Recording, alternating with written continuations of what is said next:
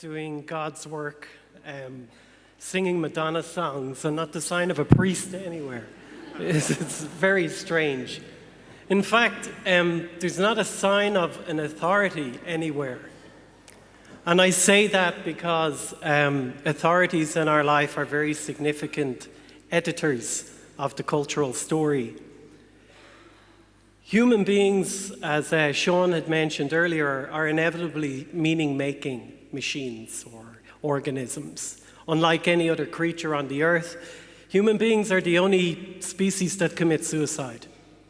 We're the only ones who really seek meaning. You don't see your dog sitting looking out the window reading Albert Camus, thinking about the meaning of life. You ask him to go for a walk and he shrugs his shoulders and says, no. In order to make sense of our reality, we tell ourselves stories. We tell ourselves stories all the time about why our lives are the way they are, why our lives are not the way they should be or we expected them to be, and who's to blame. And we have these stories, personal narratives we tell ourselves all the time to help us make sense of our world and our reality. And we tell these stories to everyone we meet. In fact, that's how you get to know somebody. You ask them their story. Irish people walk into a place and say, "What's the story?" We don't just make up our own personal stories, but we're also given stories. And just before the break, Ivor Brown spoke about the medical model's approach to what's called mental illness. The great Hungarian psychiatrist in 1960 wrote a book called The Myth of Mental Illness.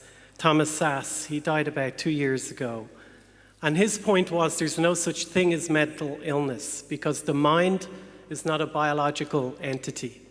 And only biological entities can actually get ill or sick.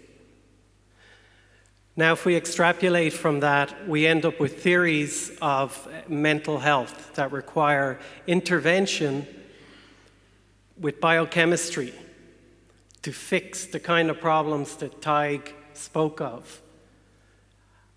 And we all pretend it's helping, we pretend that it works. In my practice, I have seen more people taking antidepressant medication who are still depressed.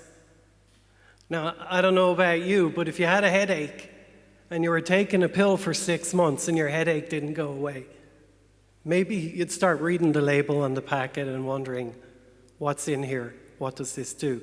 And it's quite common. In fact, when a person goes to the doctor and gets a prescription given by a doctor for medication, the doctor's assessment is based on a personal story. He doesn't do a biochemical test to see if the person's serotonin levels are off. And in fact, it might surprise you to hear that no such test actually exists. So we're sharing stories and we all participate in this. It's not the doctor's fault. It's just the ideas we live by. As a psychologist, I'm interested in less in a therapy of individuals and more in a therapy of ideas. The ideas that have been given to us by the experts in economics, banking, by the experts in spirituality, the church, by the experts in health, doctors. But we have actually outsourced human health to a medical model that is run and dominated by an economic model. In the 1970s, the CEO of one of the world's largest pharmaceutical companies said that his ambition was to sell drugs to healthy people. You see, there is no money in living healthy or in dead people or living healthy people. There's only money in sick people. And there's only money in living sick and extending the life. Now, many good people work in pharmaceutical companies, and many good doctors issue these prescriptions. My beef isn't with these people. But we need to wake up and start to question the ideas we live by, the shortcomings we have in the human imagination about the way to address the everyday challenges that people in our lives are beset with.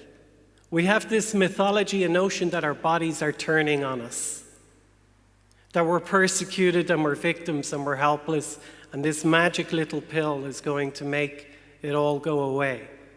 In ancient Japan, there's a ceramic technique, kintsugi, where when a bowl breaks a piece of ceramic, rather than dispose of it as we do in the Western culture, they repair it tenderly, lovingly, and they fill the cracks with a gold speckled resin. And the cracks, when the bowl's repaired, actually make the ceramic bowl more valuable. We tend to want to outrun our difficulties. We drop our kids off at the doctor with ADD and say, run them through the check. Tell me how much it costs and what time can I pick them up? How about spending some more time? How about thinking in broader senses? In a society where the culture fails to pay adequate enough attention to our children, it's no surprise that the illnesses they develop are ones of difficulty paying attention.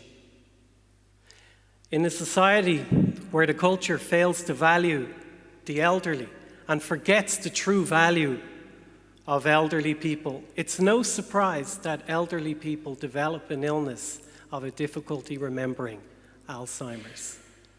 So culture plays an important and crucial part.